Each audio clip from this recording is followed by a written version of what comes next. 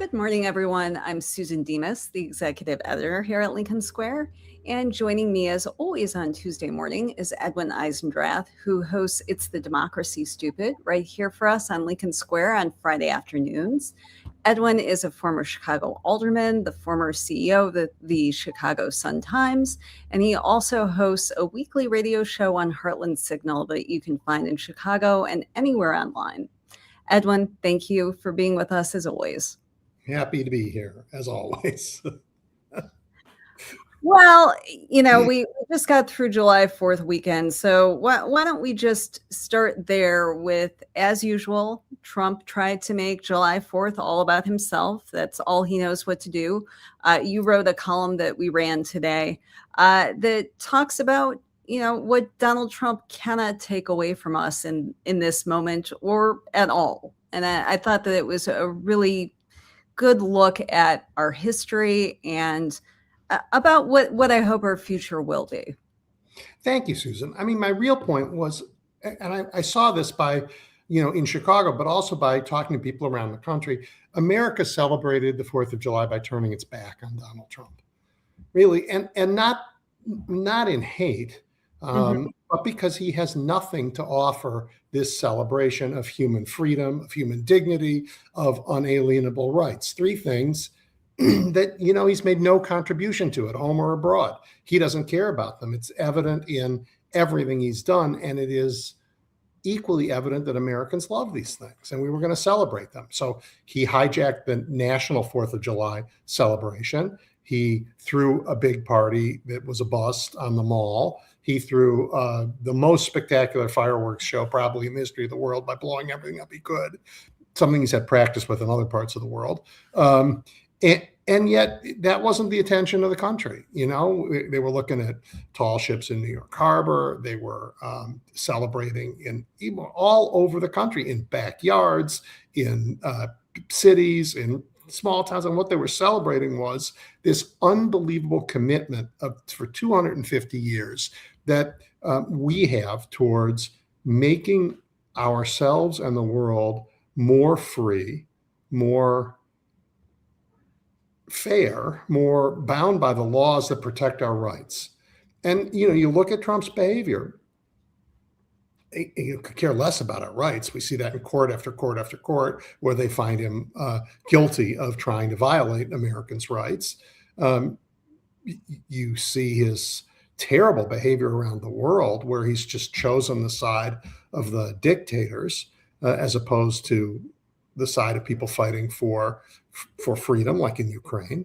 And his incredible bungling of Iran and drawing down American stockpiles has meant that both Russia and China are like, oh, well, we don't have to worry about the United States. China tested a new submarine-based ballistic missile this week, right? And Russia had its biggest night of attacks on Kyiv this week in advance of the NATO summit. They know what side Trump's on, and they're not worried about America anymore. Right. So we went from an armed forces that we spent generations building, generations of money and time and talent building American armed forces up, to be respected around the world because they stood for those values that America stands for: human freedom, the rule of law, human dignity, open trade around the world. My God, open trade. He shut the trade, by over in the Persian Gulf.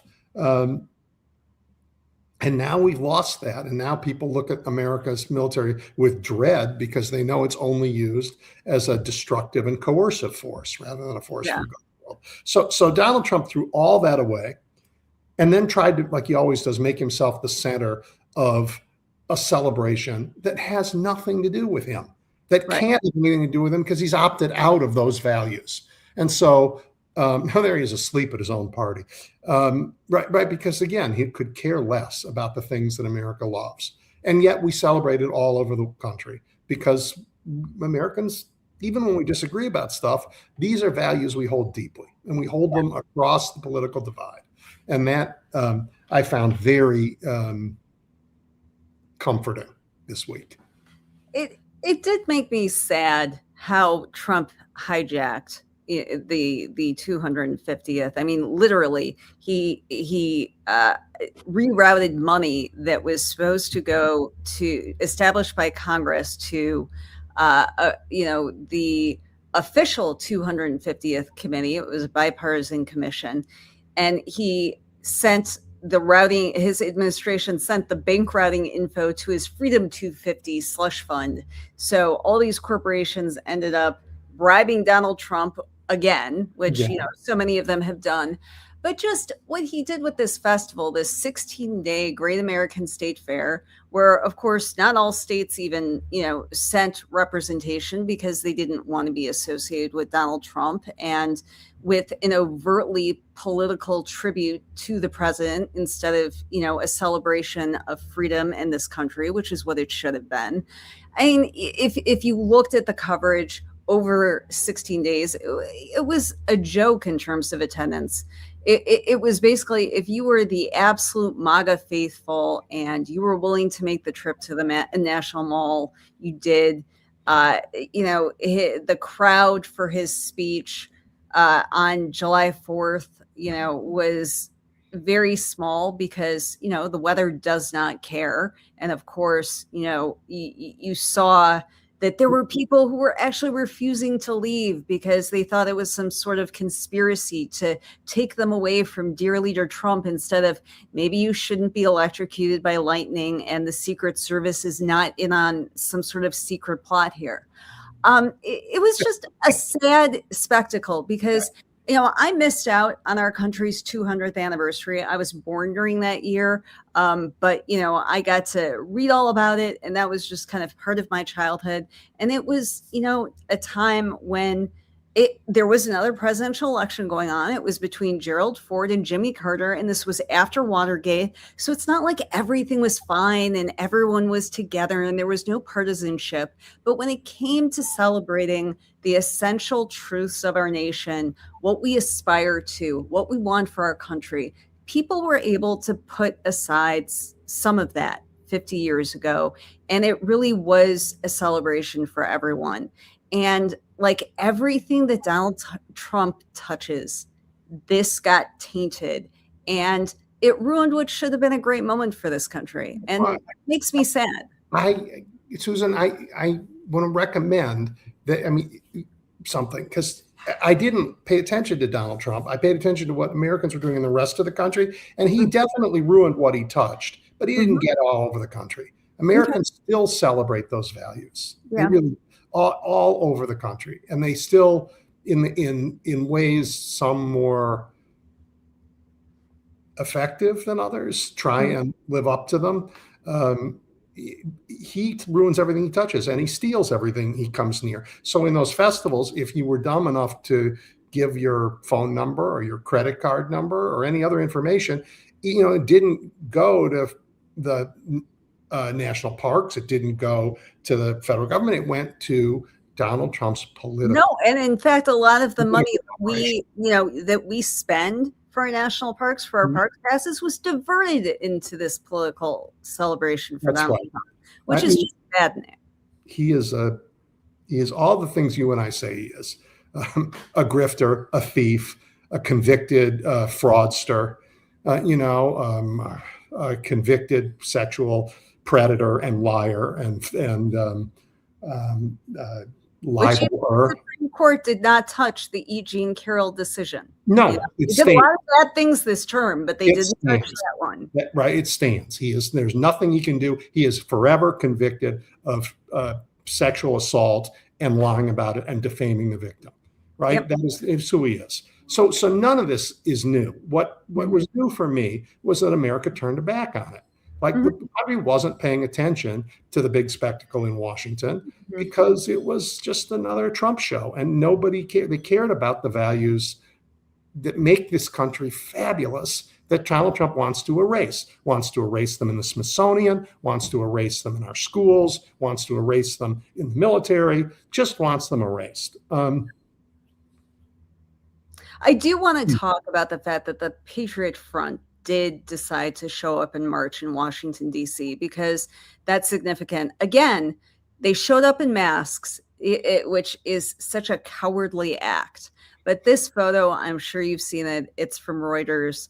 I mean, I can only imagine how this woman must have felt sitting there on the subway, surrounded by these creeps who weren't even brave enough to show their faces, but came out there to say that people like her shouldn't even exist.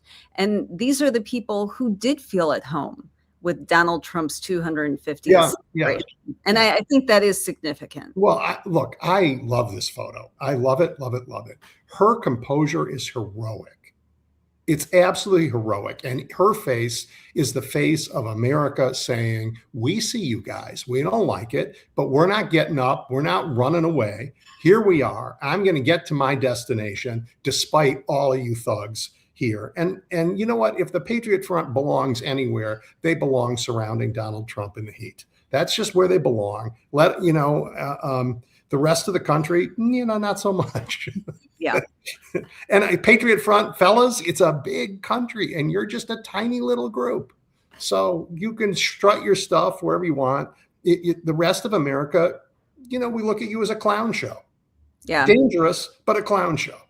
If you look at some of the photos, I mean, the sweat marks, they're real appealing, real manly men there. Yeah. Yeah. I mean, I feel sad for these guys. I just do. They've been duped. This is how they find value, in America. There's so much good stuff here, and this is what they choose. The things they're missing, go for a walk in the woods, fellas. That's what I did on July 4th, and it was glorious. Yeah.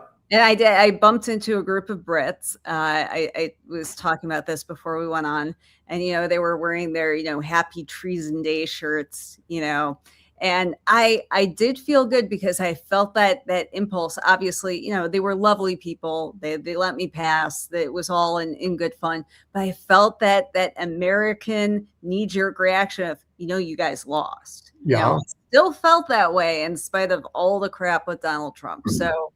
At least I got that going for us.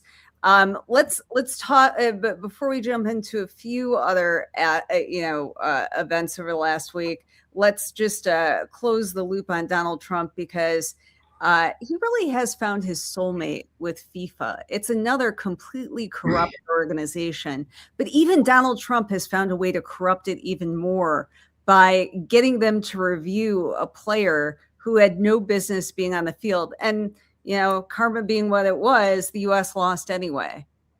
Well, I don't know what to think. I really don't know what to think of this because I don't know soccer that well. It's wrong for the president of the country to say, please review this decision. But, sports fans say that all the time. Could you review this decision? We don't think you got it right. Which is, you're right. The Absolutely. President putting his thumb on the scale and being able to do this. Is there a scale in the world where his thumb isn't on? Oh, there's a scale. Wait, I can put my thumb on it. But I have a different concern, and it is that the credibility of things matters. The credibility of our courts matter. The credibility of the judging in sports matters. And he just doesn't understand that his behavior strips the credibility from this stuff and makes it hard to know whether their decision, I don't know the sport. I have no idea whether the decision they made was the right one or the wrong one. But the fact that he meddled in it means that nobody will trust it. And that just is terrible for everyone. And it also, because it caused such a stir, and particularly a stir among the other players in the other countries, who knows how that affected the American team. The American team was sort of a darling team. They were an underdog that was doing really well and people loved them. And he put his fat hand on the scale. And next thing you know, the rest of the world said, typical Americans, they're cheating.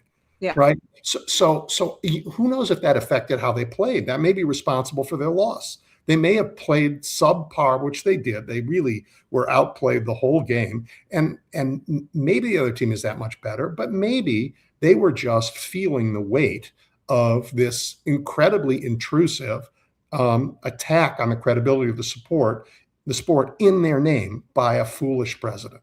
Yeah. Well, there's a long history between FIFA and Trump and a lot of unsavory dealings. I mean, they did give Trump like some sort of fake peace prize last year, if you remember that. I remember. Yeah.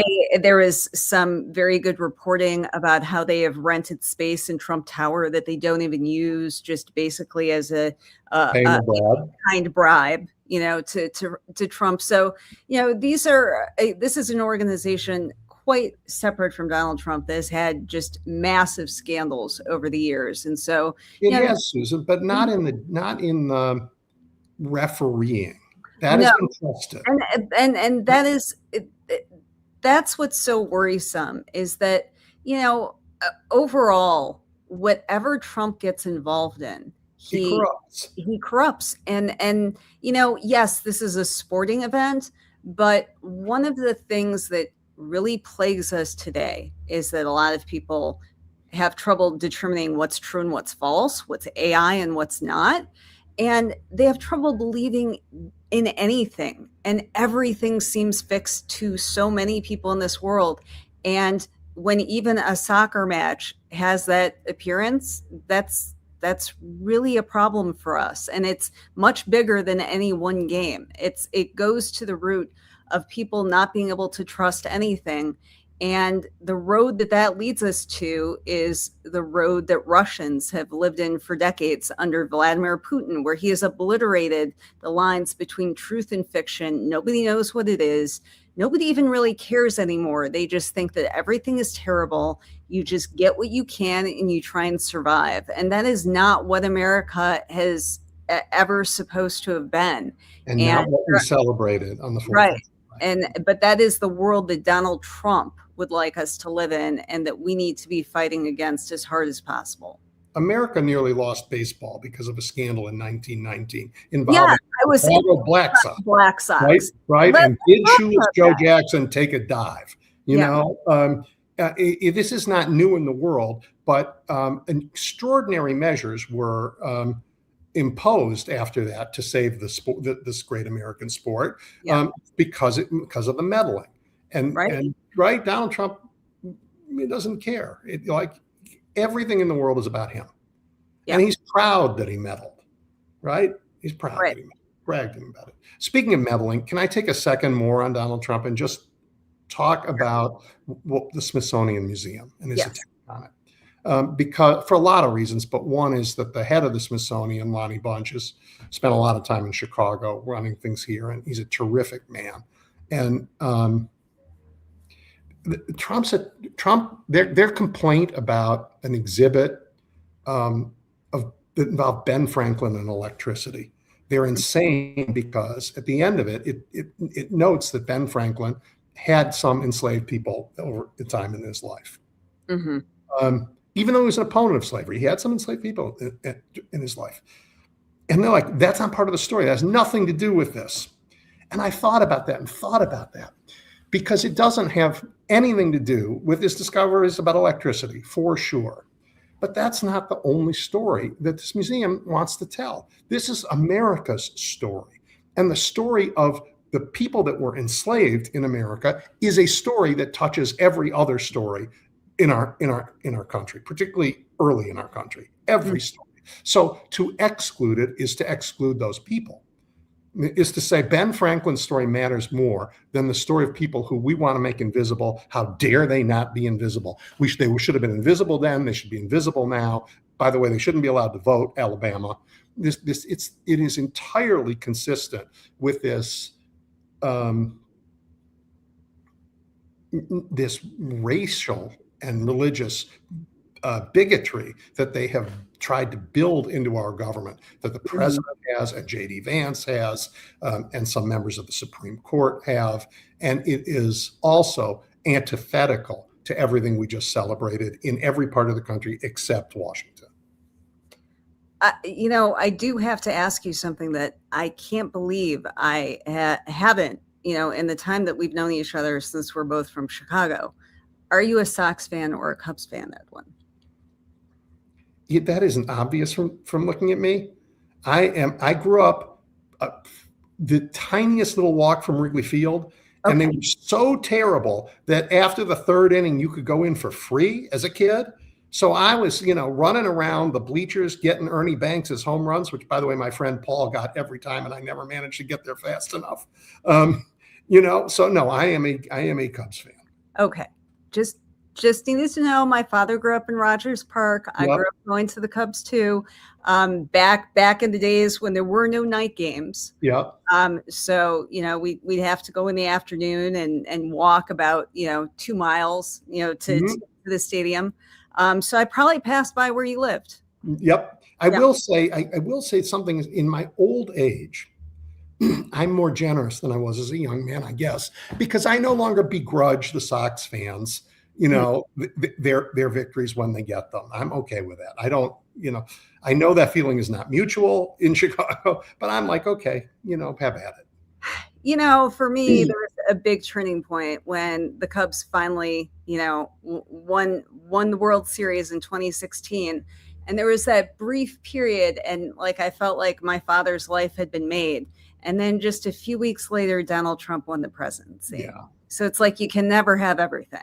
So during that World Series, I was in Ohio for that last game, which was fabulous because that's where they won. But in Wrigley Field, I got to go to a game, and I thought I would doing something unique, but I wasn't. So many people brought photographs of their deceased dads. And I brought my dad to the game and let him see the field of the World Series. I mean, he'd been gone for a while by then, but a lot of people did that. They just said, this was a long wait, and you were patient. The rest of us in the political world, we got to wait 2 more years, not 60 years. Yeah, just not 60 too. Yeah. Well, we do have the midterms coming up, and this week there was a major story out of Maine with the Democratic nominee for U.S. Senate, Graham Platner.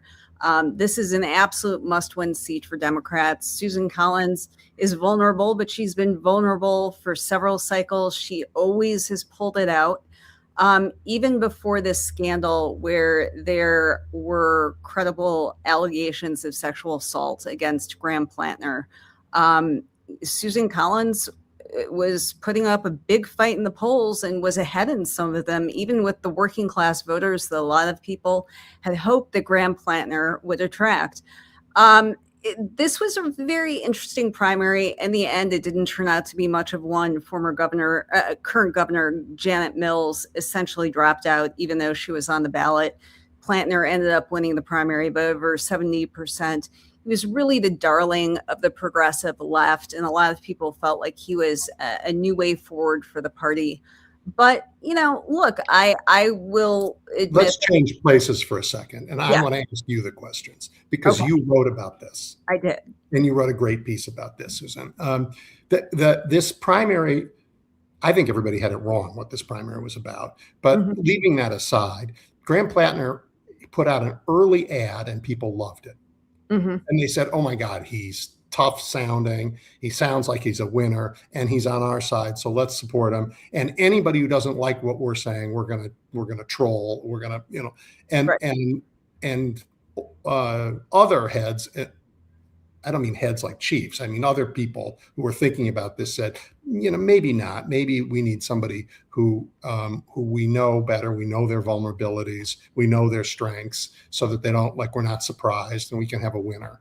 And then we began to learn about him. And as we began to learn about him, you began to think about what a mistake this is. And then they had their primary. And tell us what you wrote because it was fabulous. Yeah, I wrote this piece. It was after the primary. He had won. He was the nominee. And, frankly, I'm sure that many of the people watching did not like this column. And, I had some mixed feedback. But as a longtime political columnist, I'm used to that. I mean, that's kind of my job. If I've made you think, even if I've made you angry, then I feel like I've done my job. But as somebody who has, watched politics, worked in politics for several decades, I was just seeing red flag after red flag for Graham Platner. I mean, he had the Totenkopf tattoo, which is a Nazi symbol. A lot of people just sloughed that off. There were Reddit posts about what he had said about his time in the service and how much he had enjoyed killing people, and a lot of comments that past romantic partners had heard him make about rape and about allegations they had made prior to this story about, his violent streak. Just a lot of red flags out there. And while I completely sympathize with Democrats that want something different, that feel that there are too many Democrats who have been too timid in their response to Donald Trump in his second term, and they want people who will fight. I totally get that. But that doesn't mean that you have to completely abandon your values and abandon what you claim to believe in, which is, equality for women. You can't just sweep that aside because somebody gives a good speech, has a good commercial, and seems like he might get some working class voters. I guarantee you that there are plenty of people in Maine that they could have nominated who would have a chance to beat Susan Collins and would be a lot more qualified than this guy. And hopefully that will be the process going forward. He has not dropped out of the race. There are a number of people who have called on him who have endorsed him. You had Elizabeth Warren, Ro Khanna, Ruben Gallego, the DSCC. As of now, I do not believe Bernie Sanders who has been his greatest supporter, and that's very disappointing. There have been some pretty wishy-washy, comments out there from some of the left-wing commentators who really propped him up, from some candidates out there who are running, like Abdul El-Sayed is running for U.S. Senate in Michigan. He and Graham Platner had plans to hit the gym together if they were both going to be elected. I understand, this is somebody that you like, but either you believe in women's rights or you don't. Either you believe women or you don't. And I'm sorry, but a Totenkopf tattoo to me was a deal breaker early on. And so I really think that as we're trying to fight Donald Trump, the lesson for us to learn on our side is not, let's become more like Donald Trump. Let's go down that path and lose ourselves completely because power is the only thing that matters. If we do that, then we've already lost. Yes, and yes. And yes, also to, for God's sake, can we, the antipathy to women is unacceptable, and we have to call it out. And it is, boys, you can be a man and not behave this way. I mean, actually, you can't really be a man and behave that way. Yeah, it's like that. That is not what it means to be a strong and successful and manly human being. You don't treat people that way. You don't do it. It's if not you about yourself. You can't. It's just that's just the starting place. So yeah, that right. And I don't think people were saying it's okay to behave that way. I think people were saying we don't know what to believe. The Republicans will say everything. We don't know. We doubt. We doubt. And then the dam broke this week. So the other important point to make is, as angry as we are with the status quo, we also have to find candidates who've been better vetted, because you leave yourself open to train wrecks at the last minute. And by the way, it doesn't matter on their side. They are proud of their train wrecks. I mean, I think we have a chance to win Texas because of one of their train wrecks. Right. They're proud of, but you know what? They should be ashamed to be proud of that. Yeah. And we should make them ashamed to be proud of that, not try and embrace it. So Graham Platner was a like warning sign all the way through, and then what, we got to this point where it passed being a warning sign. And Susan, your caution that the angriest folks on the left and the angriest folks on the right, in their antipathy to women and their anti-Semitism and all this stuff, might just come together, is a terrifying thought. It is. And if you spend time online, and I try and spend as little time as possible, you see this emerging idea of this red-brown alliance, where a lot of people on the left, folks who are like Anna Kasparian and, Brianna Joy Gray, who is Bernie Sanders' press secretary, they're saying, like, I would vote for Tucker Carlson over AOC in 2028. AOC, who has been endorsed by the DSA, is extremely progressive, but she's not better than Tucker Carlson.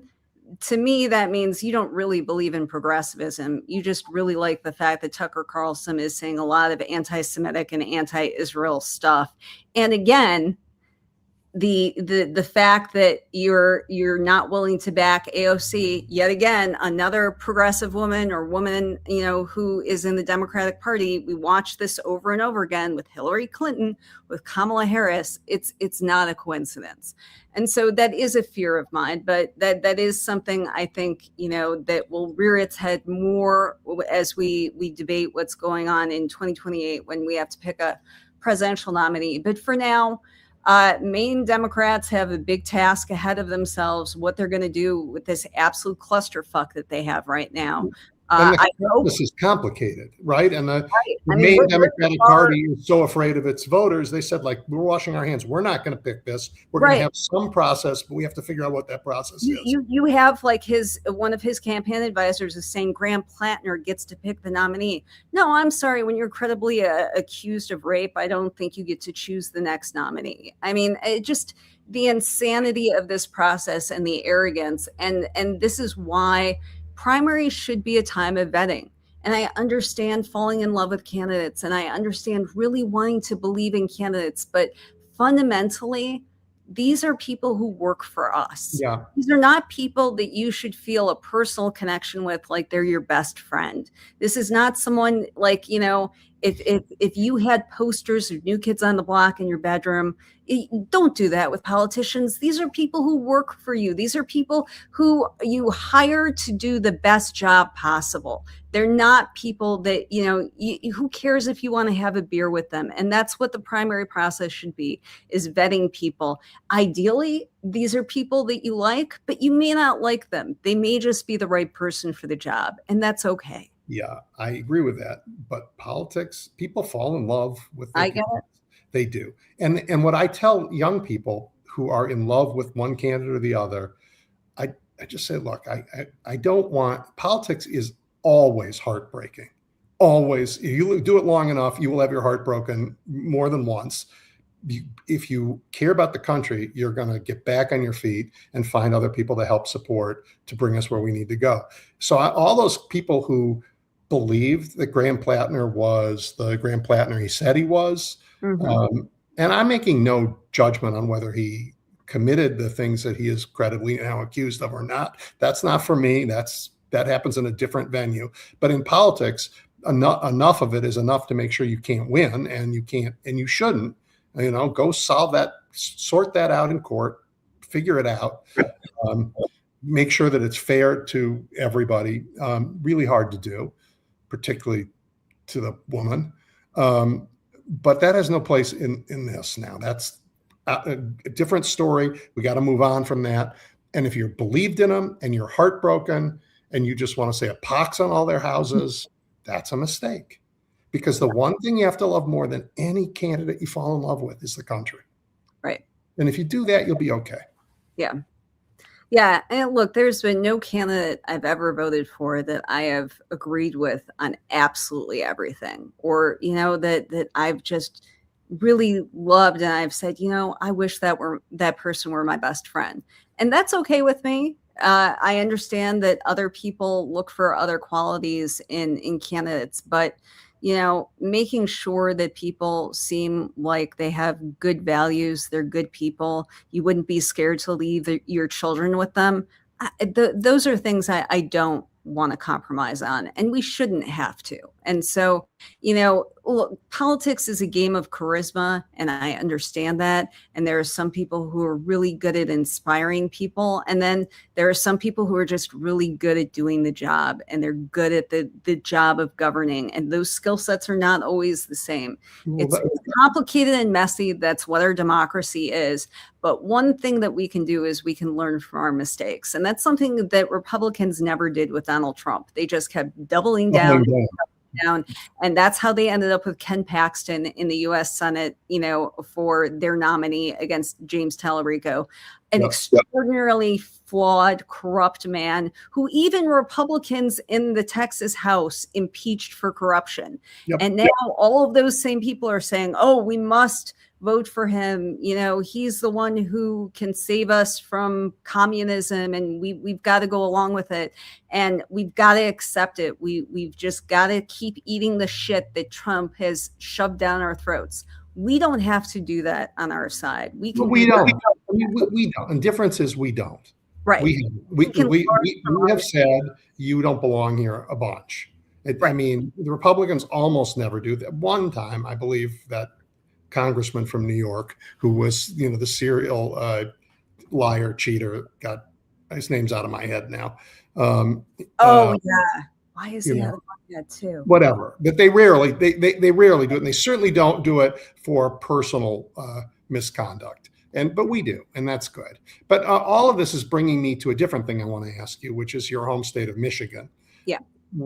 So it was a three-way race, and suddenly it's a two-way race. Unlike Maine, it's before the primary. So voters are the ones who are going to decide. It's not as screwed up as Maine, but there's all kinds of people who I think misunderstand the race and misunderstand the moment.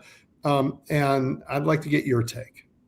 Yeah, so this is an open U.S. Senate seat. Gary Peters, the senior senator, is retiring. And it was a three-way race for Democrats in the primary that is not coming up until next month. We have one of the latest primaries in the country. And so you have Abdul El-Sayed, who is a physician, ran for governor in 2018, lost to Gretchen Whitmer. He's been endorsed by Bernie Sanders, is from that progressive wing.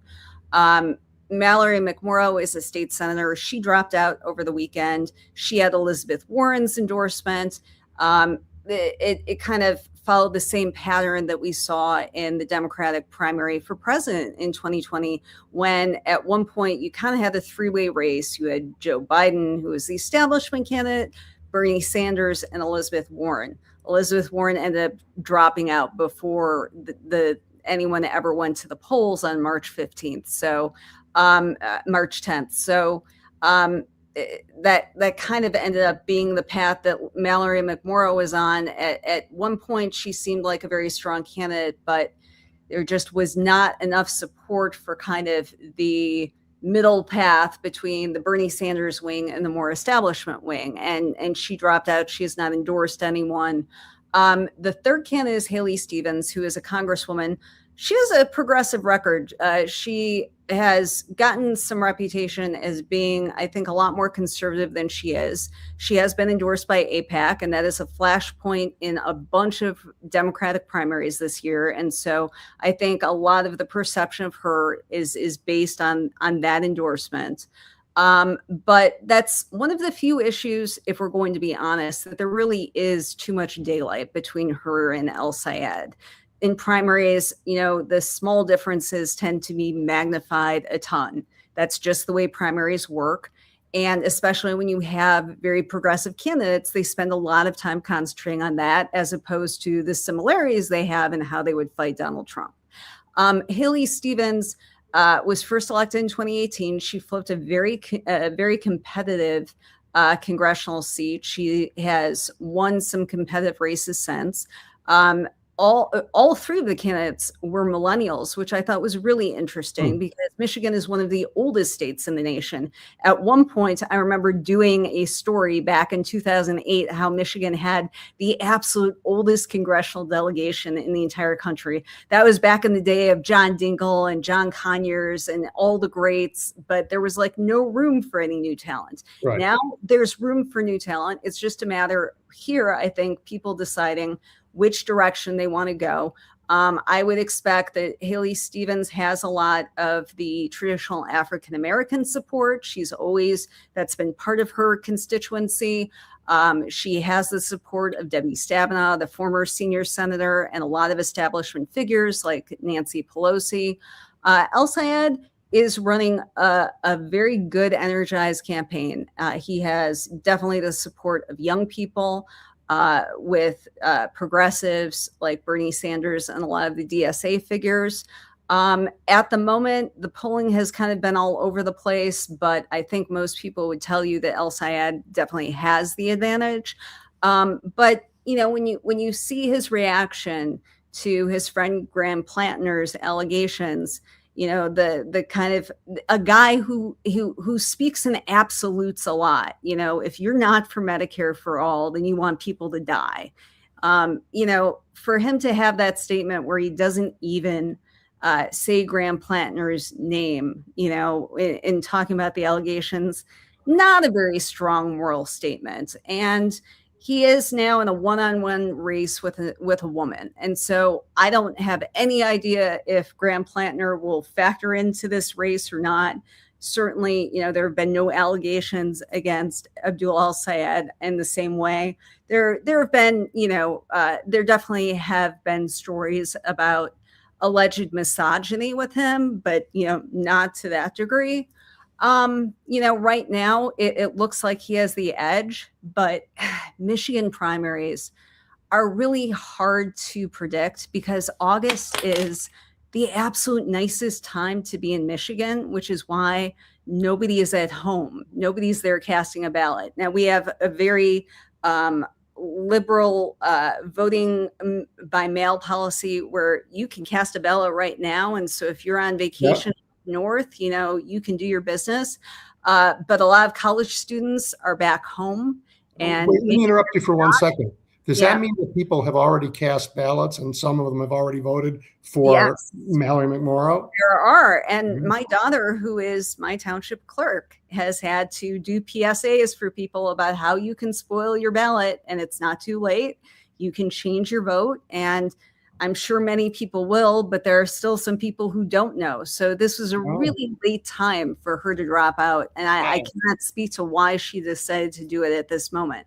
But I'm very curious to see what the electorate will look like because we don't have a terribly competitive Democratic primary for governor. There is a primary. Jocelyn Benson is the Secretary of State. Chris Swanson is a sheriff from Genesee County, but Jocelyn Benson's expected to run away with it. I don't know how many people are tuned in, but sorry to filibuster. The last point I want to make is the general election, because we really can't lose sight of it. I think a lot of people consider this to be a Democratic lock seat. This is a seat that Democrats have held. There has not been a Republican who has won a U.S. Senate seat in Michigan for a quarter century. However, we have had two extremely close calls in 2020 and in 2024, where Republicans almost won. When a lot of people went to bed in 2024, they did not think that Alyssa Slotkin was going to be their next U.S. Senator. They thought that Mike Rogers was going to be. He was ahead. He is running again. He is running unopposed. He is a man who has a lot of independent money. He has Trump's endorsement. He has unlimited coffers. This is a seat that Republicans really want. And I can tell you that my Republican friends, the people who still do talk to me that I know from politics, are absolutely dying for Abdul El-Sayed to win. They want to run against him. They have the attack ads running, already ready to go. They think he is beatable. They think Mike Rogers will win that seat. And in talking with some Democrats who have run campaigns for a long time, in talking with Gary Peters, This is a real possibility. If Abdul El-Sayed does win the nomination, this will be a seat that Republicans will target because they know that they could lose North Carolina. They could lose Texas. They need Michigan. And under these circumstances, with the weaknesses they think that Abdul El-Sayed brings to the table, they think it's winnable. I don't know that it is in this year or in any year, but it's something I think that people are taking seriously who really understand the politics of this state. So interesting. Thank you for sharing all of that.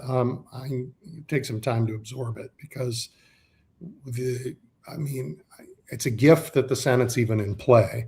Yes. And it would be incredibly terrible if two own goals in Maine and in Michigan cost us the chance to win it back. It would. And I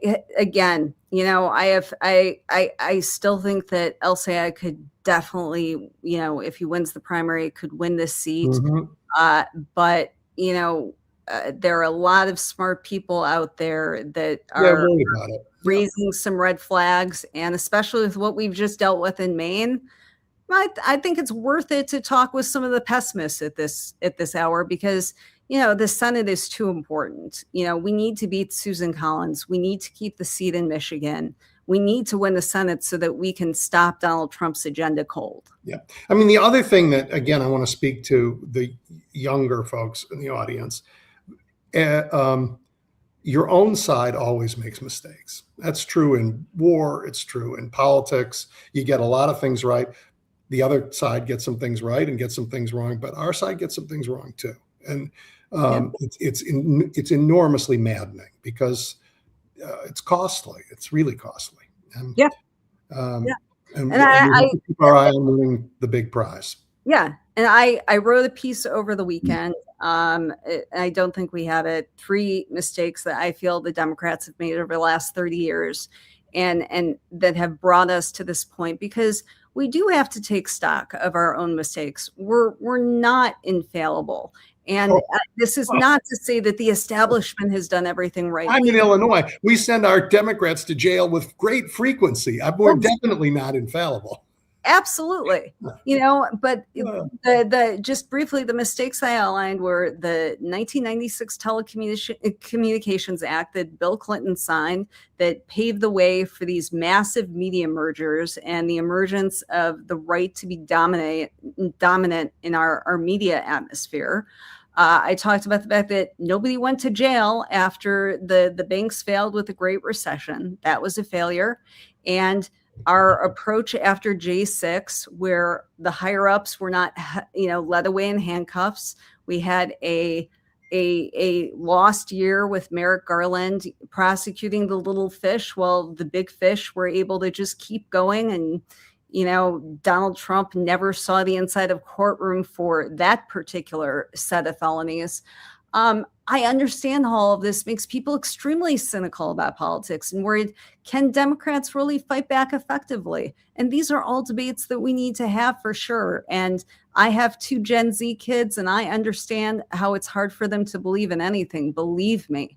But my point to them is just that, we can't make the same mistakes that MAGA has. You can't just decide that somebody is your guy no matter what and not look at any of their flaws, because, that's what demagogues count on. And they have demagogues on their side. We don't need them on ours. Well, and look, again, to the folks who think it's stacked against us, doesn't matter what we do, take a moment and think what it took for women to get the vote in America. Take a moment and think what it took for Black Americans, not only to overcome slavery, but 100 years after that of Jim Crow. The deck was stacked against them in every possible way. Stacked, and it was stacked and stacked and stacked. It was a mountain of stacked against. And people persisted and they fought and they worked together. And by the way, if race and gender aren't your thing, that's not, think about working men and women in America who were in Chicago dying in the meatpacking plants. Read The Jungle. All over the country in the industrial world, all over the world, the industrial revolution was brutal on ordinary people who were. And red states are bringing child labor back now, but the fight to get things like you know what? You get overtime after 8 hours. You know what? There's a thing called a weekend. I mean, God gave you one day. We got two in America. That didn't happen. That happened, by the way, when people said that's not what God said. You don't get 2 days off. There's one Sabbath. How dare you try and take an extra day? But the labor movement fought and fought and fought. And even if people weren't in a union, they got laws changed for the whole country. Yep. So Americans back to the wall, deck stacked against us. Bring it on. Bring it on. Because those are the fights that we win. And those are the fights that make us who we are. It isn't the fact that Thomas Jefferson said all men are created equal 250 years ago. It's the fact that every year since then, we have fought to make it true. Right. That's who we are. So if you get weak and say, oh, the deck's stacked against me, I deserve this, I'm not getting it, I'm going home, shame on you. If you say instead, I see the deck stacked against me and I intend to knock it over, bravo. Yep. Yeah. Yep. And then, primaries are healthy and they're good processes, but at the end of the day, it's important for us to come together against what Donald Trump has been trying to do to this country, what he's succeeded in some pretty damaging ways with his immigration policies, what he's done to the economy. I mean, that is the real whole world. For the whole world. That's the real goal here. And so I appreciate the chance to talk with you about some of these races in depth, Edwin. This is kind of my past life and spending a lot of time in Michigan politics. So I could do this for a while. But I'm glad that we were able to start out this conversation with a hopeful look at how most of this country celebrated the 4th of July. And hopefully that's something that we'll be able to recapture completely once we're able to turn the page on Donald Trump. And hopefully that will be a lot sooner than later. Amen, as they say. So thank you, Edwin. And thank you to all of you for joining us as well. Thanks, Susan. Really appreciate it. See you guys Friday.